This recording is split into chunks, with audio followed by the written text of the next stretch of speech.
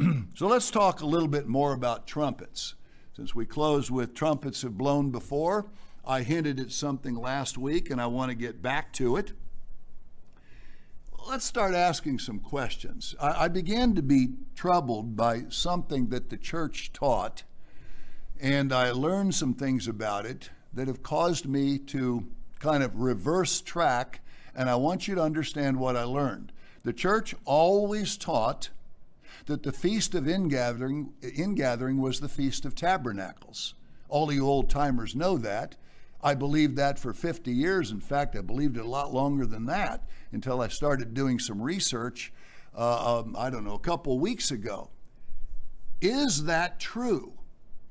Is the Feast of Tabernacles the Feast of Ingathering?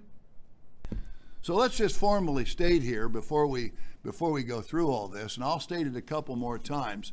The week we thought, the date we thought we were waiting for just jumped 2 weeks closer.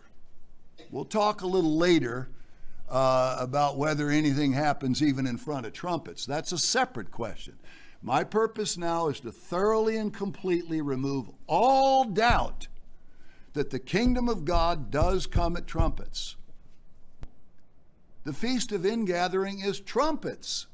It has always been trumpets, and we already saw that in Exodus. Next week, I will tell you a lot more about why it has to be this year, things that line up working with a 383-day year. You'll be amazed at what I'm going to tell you next Sabbath. You'll be amazed, and you will not doubt it is this year. Who's the sixth king? Does anything precede trumpets? If so, what?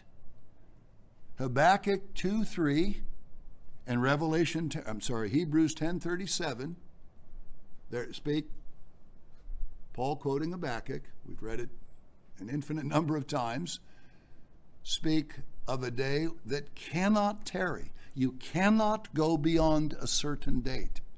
It is, in effect, a date certain. Both reflect a date that cannot be breached in any way. We've never been able to figure out what it is. Now we absolutely know. It's the Feast of Trumpets. But I'll just ask one more time, does anything precede the Feast of Trumpets?